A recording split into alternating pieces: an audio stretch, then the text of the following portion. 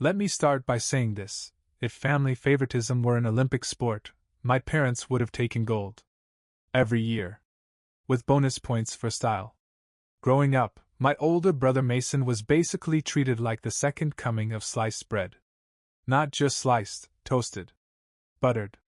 Served on a silver tray with applause. Me? I was the off-brand loaf in the back of the pantry, 2 days from expiration. He played varsity everything, got a trophy for showing up, and once received a standing ovation at Thanksgiving just for announcing he was going into real estate. I literally rebuilt my high school's busted computer lab with my own laptop, and my parents said, "That's nice, Eli." Every family event was the Mason show. And I was the stagehand who wasn't allowed to speak into the mic. But hey, I got used to it. I'm not bitter, just hyper-aware. Fast forward to my 27th birthday. My parents texted me a few days earlier. "Dinner at our place. Party Popper got something big for you." Big? My expectations hovered somewhere between a used button-up and a Best Buy gift card. Still, a part of me hoped. Maybe this was the year. Maybe they finally saw me. The real me, the one who wasn't loud or flashy but who showed up, worked hard, paid rent, and never asked for anything. I showed up with a 6-pack of craft beer and the kind of hope that makes you feel stupid before anything even happens. The whole backyard was decked out like a Pinterest board. String lights, balloons, even a banner that read, "Happy Birthday, Eli." I was halfway through thinking, wow, they really tried this year, when Dad clinked a wine glass. "We've got an announcement," he said, grinning wide. "You know how Mason's been saving up and really grinding with his real estate stuff?" I froze. "Please no." "Surprise!" Mom shouted. "We're gifting him the lake house." Applause. Real, actual applause. I looked around and everyone was beaming like they just witnessed a proposal. Even Aunt Denise teared up. Mason pulled out the key like he just won the Super Bowl and held it in the air. Then Mom turned to me. "But don't worry, Eli, we didn't forget you." She handed me a lottery ticket. One of those $5 scratchers from a gas station. "It's a joke gift." Dad laughed. "But hey, who knows? You might strike it rich." Mason snorted and mumbled something like, "Better odds than getting a girlfriend." Everyone laughed. I didn't. I took the ticket. Stared at it for a second too long. Smiled tightly. "Thanks," I said. I wasn't going to cause a scene. That's never been my thing. I was the kid who swallowed things down. Quietly. While everyone else clinked glasses, I sat there chewing my cake, pretending it didn't taste like concrete mixed with frosting. But something in me cracked that night. Not loudly. Not visibly. Just cracked. I left early, made some excuse about needing to work the next day. No one stopped me. No one noticed. I got into my beat-up sedan and drove home with the stupid scratcher burning a hole in my pocket. When I got to my apartment, the same one I'd been renting for 6 years, with a leaky faucet and neighbors who think 2 a.m. is drum solo hour, I threw the ticket on the counter and stared at it. It glittered under the kitchen light, taunting me. Part of me wanted to rip it in half just to prove a point. But I didn't. I just left it there. Like a dare. And all night, I couldn't sleep. I wasn't thinking about money. I wasn't even thinking about Mason. I was thinking about what it meant that my entire family thought that was funny. I stared at that ticket for 3 days. Didn't scratch it. Didn't throw it out. Just kept shifting it around the apartment like it was a cursed object from a horror movie. First the kitchen counter. Then the nightstand. Then inside a book called Mindful Detachment, which was ironic since I was neither mindful nor detached. At work, I was running on fumes. I'm a sysadmin for a mid-sized logistics company, not glamorous, but steady. I troubleshoot servers, reset passwords for people who shouldn't be allowed near computers, and pretend I don't notice when my manager steals credit for my solutions during team meetings. The Monday after my birthday, I walked into the break room, and Mason's face was on my coworker's phone. "Your brother?" he asked. I nodded slowly. "He's live on Instagram. Giving a tour of the lake house," Already? Dude's got a cigar in one hand and a glass of something in the other. Said your parents finally rewarded hustle. Hustle. That word stuck to me like gum on a shoe. Because if anyone in our family knew about hustle, it was me. While Mason flipped between career phases. Like TV channels, I held down 2 jobs in college. Built my resume like a fortress. Learned to fix things before I could afford to replace them. But sure, reward the guy with the drone footage and a jawline. That night I came home, made boxed mac and cheese, and sat down in my folding chair, the one my parents said gave the place character, and looked at the ticket again. It was quiet. I didn't have music playing. No TV. Just me, the cheap dinner, and a stupid scratcher that was starting to feel like a metaphor. I grabbed a quarter from the drawer. Slowly. Like I was disarming a bomb. First number, $10. Second, $100. Third, $1,000. My heart started racing. Not because I believed I could win, but because it felt like fate was mocking me. And then, it appeared. $150 million. I blinked. I scratched again. Matched 3 symbols. I stared at it like it might disappear if I looked away. No confetti. No music. Just the sound of my neighbor upstairs vacuuming at 9:47 p.m. I walked to the sink, splashed water on my face, then stared at the mirror. Was this a prank? Was the universe trying to gaslight me? I flipped the ticket over. Read every word. Tiny font. Validation process. Claims center. It was real. And I started laughing. Not out of joy, not yet. But that weird, shaky kind of laugh you make when the world just tilts. I sat back down. Still holding the coin. Still tasting powdered cheese. And in that moment, I didn't think about quitting my job. Or buying a mansion. Or flying to Bora Bora. I thought about my parents handing Mason a house with a speech, and handing me a joke. I thought about the party guests who clapped for him and chuckled at me. I thought about my mom's face when she said, "Who knows? You might get lucky." Oh, Mom. You don't even know. I didn't tell anyone that night. Didn't call. Didn't text. Just stared at the ticket on the table like it was a loaded gun, and I wasn't sure who I wanted to aim it at first. The next morning, I called in sick. I drove to the claims office in a hoodie, baseball cap, and sunglasses like a low-budget celebrity. I submitted the ticket, gave them all the paperwork, and confirmed I wanted to stay anonymous. They confirmed the win. With zero emotion. Just a firm handshake and a congratulations like I'd opened a savings account, not changed the course of my entire life. A lawyer walked me through the next steps. I listened. Nodded. Took notes. Then drove home in the same beat-up sedan, parked it in the same crappy lot, and walked into the same squeaky door department. And just as I sat down again, my phone buzzed. A family group text. Mason's having a housewarming Saturday. Hope you can make it. Mason. Gonna be wild. Got a hot tub delivered today, smiling face with sunglasses, bottle with popping cork. Dad. Your brother earned this, Eli. You should celebrate him too. I stared at the screen. Then smiled. Because I finally had something worth celebrating. And not a single one of them knew what was coming. Saturday arrived like a bad sequel. I wasn't planning to go to Mason's housewarming. Honestly, I figured I'd just stay home, order Thai food, and rewatch The Office for the 400th time. But something in me itched. Not curiosity. Not even pettiness. Just unfinished business. I had a front row seat to a family that loved to celebrate the son they chose. The one who fit their brand. And now that I was holding a $150 million ace up my sleeve, part of me wanted to walk into their perfect little real estate fantasy and take notes. Observe. Remember. No announcements. No fireworks. Just presents. I showed up 30 minutes late, wearing a plain black t-shirt and jeans. Casual. Unthreatening. Still driving the same car with a cracked windshield and an air freshener that had long since given up. Mason's new house looked like someone Googled. Aspiring influencer starter pack. White walls, gold accents, neon sign in the living room that read Manifest It.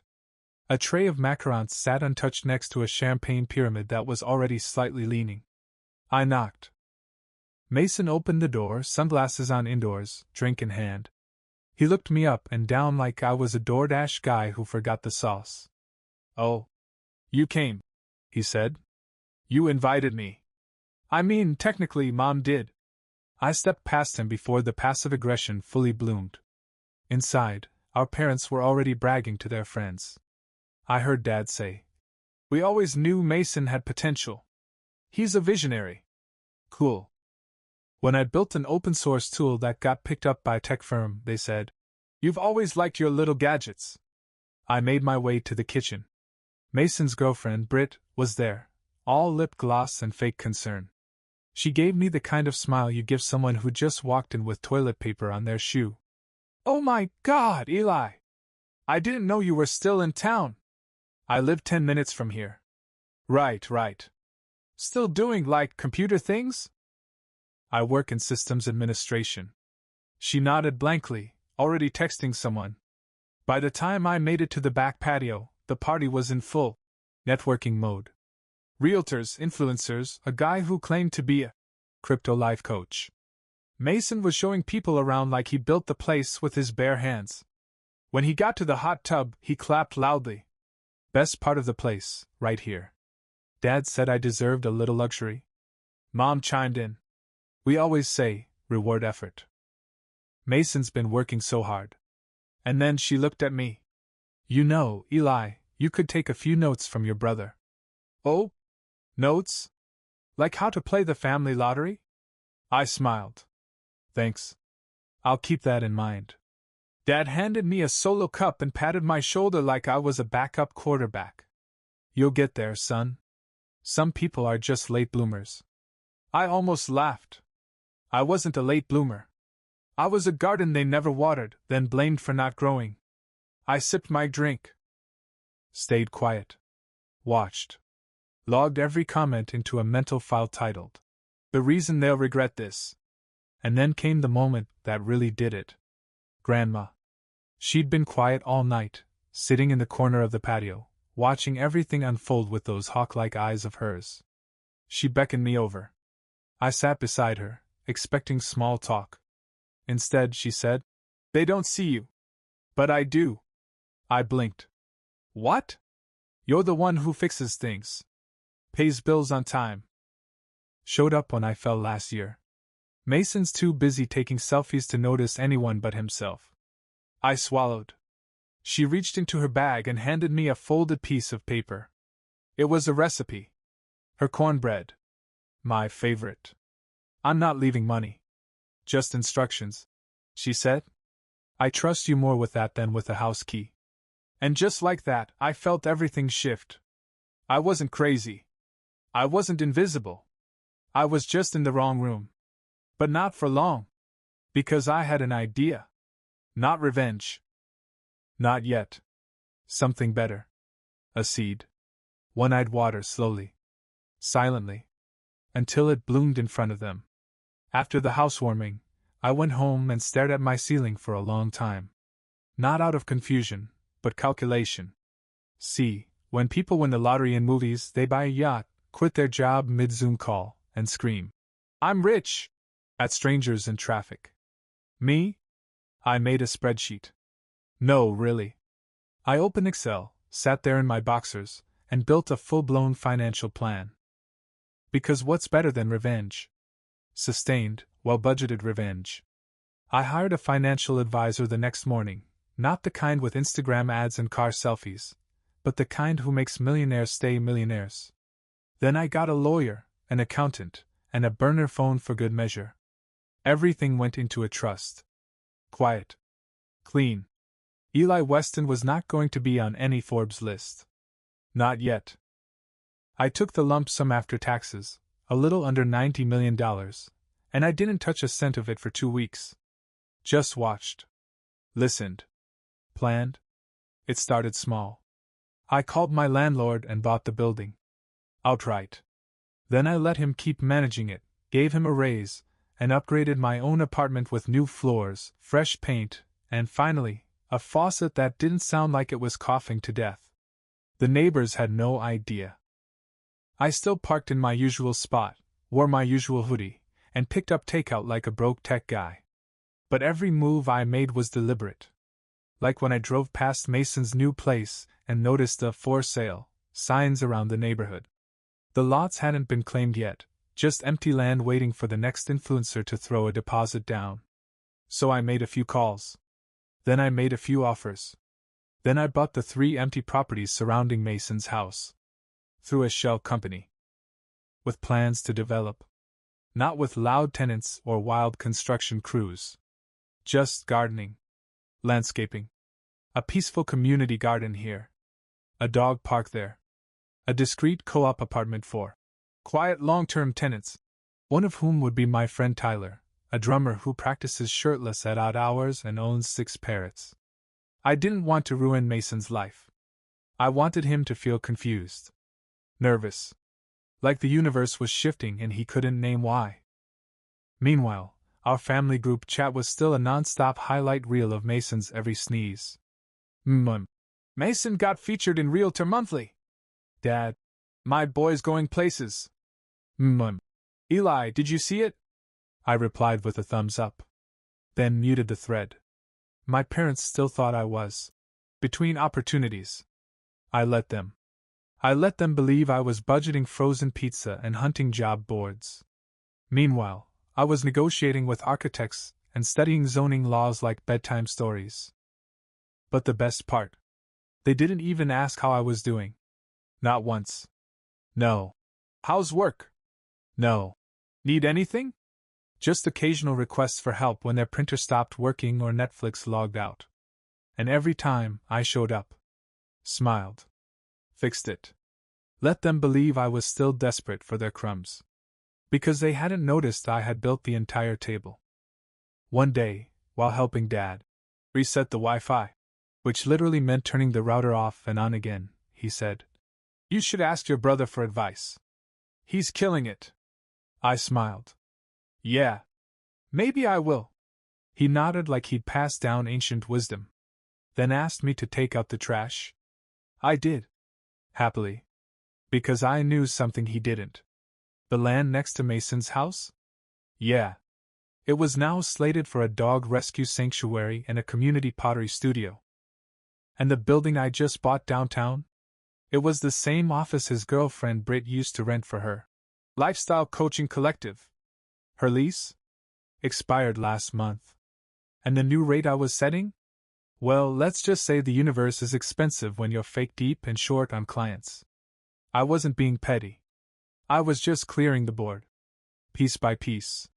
And none of them even saw the game. 3 weeks after the housewarming party, I got a text from my mom that said, "Can you help Mason?" His mortgage app glitched. Glitched. Sure. Like the paperwork itself spontaneously combusted. I ignored it for an hour. Then called Mason, just to hear the panic in stereo. "Bro," he said before even saying hello. "Something's wrong with my banking portal. My autopay bounced, and the HOA's on my case about the noise." Noise? Some lunatic next door adopted 6 parrots. 6? Who needs 6 parrots? Oh wow, I said, sipping coffee. Must be tough. And now there's some community garden thing happening? On the other side? They're setting up yoga mats like it's Burning Man. That sounds healthy. He sighed. I'm surrounded. I can't even park my car without a drum circle happening. Did you talk to the HOA? They're weirdly excited about it. Said the neighborhood's gaining artisanal charm. I don't even know what that means. I almost choked on my coffee. Artisanal charm. Tyler was probably shirtless watering succulents while his parrots screamed motivational quotes from the porch. I offered to look into the mortgage glitch and hung up. Didn't touch a thing, of course. The next week, Mason texted again. Dude, Britt's lease got tripled. She thinks the landlord's targeting her. I replied. Maybe she should manifest a better square footage. Then muted the thread. Meanwhile, I was busy finalizing something much bigger, something personal. I bought the old bakery 2 blocks from my parents' house. Why? Because my mom used to dream of opening her own brunch cafe there. Even toured it once. Back in the day, before Mason needed tuition help and drained their savings. She mentioned it every Christmas. It had so much charm. I had the whole menu in my head. So I bought it. Quietly. Through a third party. Then I fixed it up. Installed new windows. Refurbished the wood floors. I didn't put my name on it, not yet.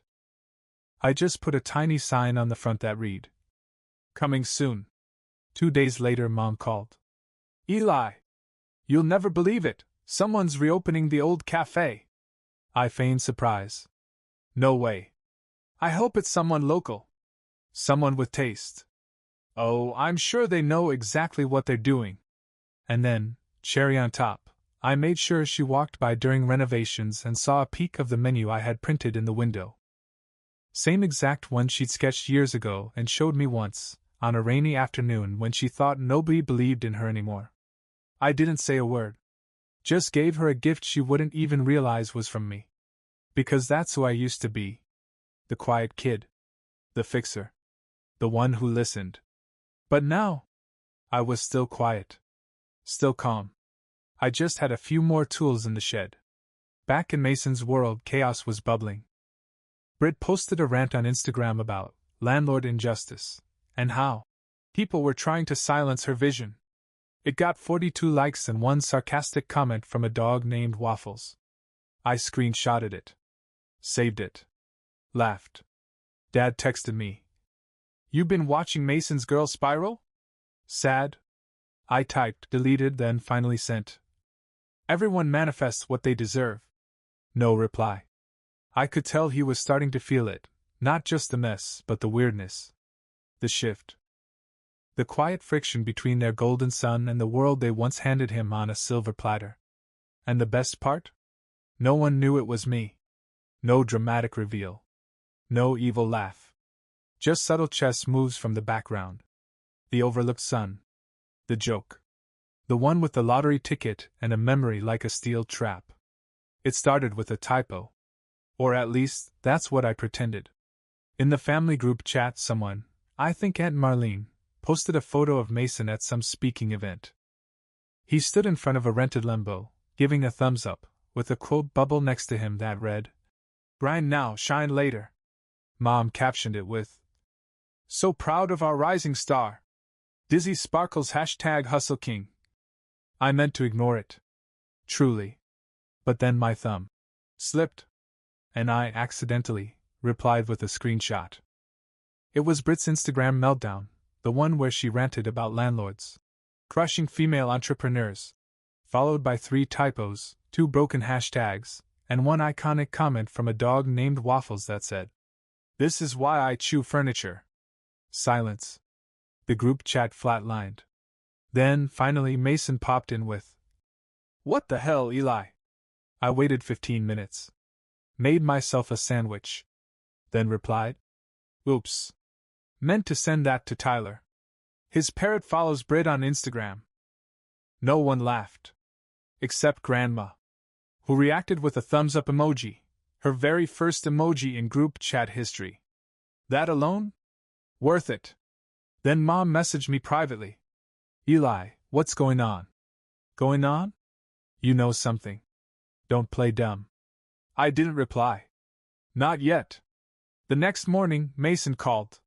"No, hey. No, how's it going?" "Just full panic mode." "Okay," he said. "I'm gonna ask you something weird." "Hit me." "Did you buy the lots next to my house?" I leaned back in my chair, coffee in hand, sun creeping through my new floor-to-ceiling windows. Why would I do that? Because it's too coincidental. First the parrots. Then the yoga cult. Now someone's installing wind chimes that won't shut up at night. You sure that's not just karma? Eli. And the Brit thing. Lease doubled? Brutal. Someone should tell her landlords don't care about vision boards. Cut the crap. He snapped. That tone. That condescension. The one I grew up choking on. Do you think I'm stupid? I grinned. Not my place to say. He hung up. 2 hours later, Dad called. I didn't pick up. He left a voicemail that started with, "Listen, young man," and ended with, "If you're meddling in things you don't understand, there will be consequences." Consequences? From the guy who once grounded me for talking back when I corrected him about how Wi-Fi works. Sure. I sent the voicemail to my lawyer just for laughs. Then Grandma called. She didn't ask questions. She just said, "About time someone made some noise." I love her.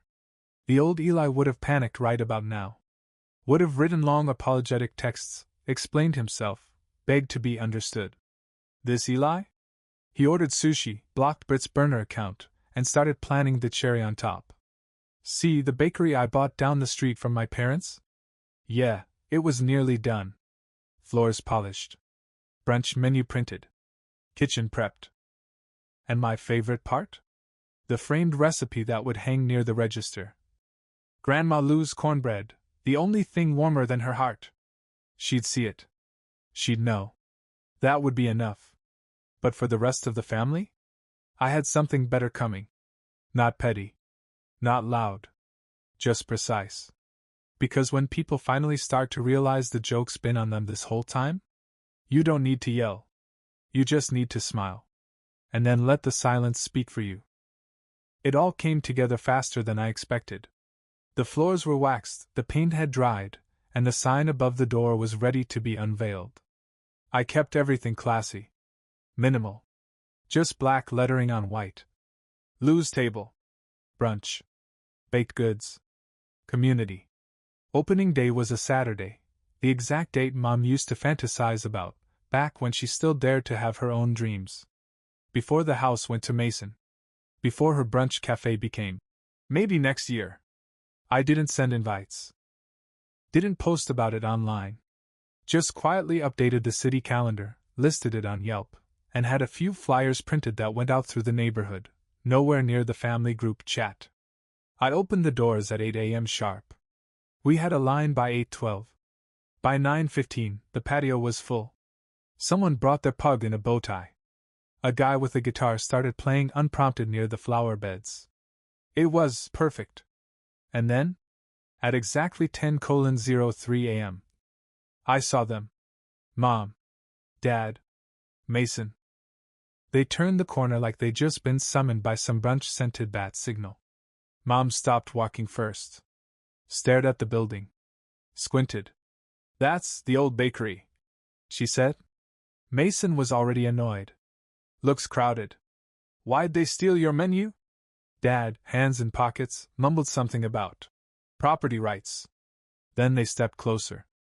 And saw the name. Lou's table. Mom froze. Grandma's name. Her recipe, now front and center in the window, laminated and framed. Mom's eyes moved to the chalkboard outside, today's specials. Every single one was a dish she once scribbled down on a notepad when she thought no one was paying attention. And then? They saw me. Standing behind the counter. Wearing a black apron and a grin. Mom blinked. "Eli?" I nodded. "Welcome to Lou's." Dad looked like he'd swallowed a lemon. Mason stared like I'd just teleported there from another universe. "You work here?" he asked. I tilted my head. "Something like that." "I don't understand," Mom whispered. "This place, it's mine," I said gently. "Everything here. Mine." She opened her mouth, but before she could say anything else, Grandma appeared from the back kitchen, apron already smudged with cornbread batter, hair tied up like she meant business. She walked straight to the register, wiped her hands, then kissed my cheek. "You didn't tell them?" she asked, smirking. I shrugged. "You know me. Late bloomer." Mason stammered. "You bought a cafe?" Grandma cut in before I could. "No, sweetie. He built it. Quietly. While you were live streaming about ambition." Mom blinked fast, like her brain was buffering. Dad looked around like he was searching for a hidden camera. I just poured myself a coffee, walked to the patio, and sat down. The line kept growing. The music kept playing. And not a single person asked Mason for a selfie. At 10:17 a.m., he walked off. Britt called him just in time, and I swear I heard him say, "Yeah, I don't know what's happening either." At 10:22 a.m., Dad cleared his throat and asked if we had family discounts. Grandma looked at him and said, "We have family recipes." At 10:24 a.m., Mom finally sat down at the table near mine. Hands folded. Silent. She didn't cry. But her eyes said enough. And I didn't gloat. I didn't mock. I just sipped my coffee and watched the sunlight dance across the plates of people enjoying something she once dreamed of, now real. Alive. Breathing. And built by the sun she once handed a scratch-off ticket as a joke. That night, I closed up Lou's with Grandma. She insisted on sweeping, even though we had staff. "Keeps me grounded," she said, pushing the broom like it was a sword. I wiped the last table, then walked over to the register. Taped underneath it, right where no one could see, was that scratcher. Still unscratched. People always assume I cashed it. But I didn't. I never needed to. It was already spent, not in money, but in motivation. That dumb little ticket, handed to me with a smirk and a joke, had become a blueprint. A reminder. A contract between who I was and who I swore I'd become.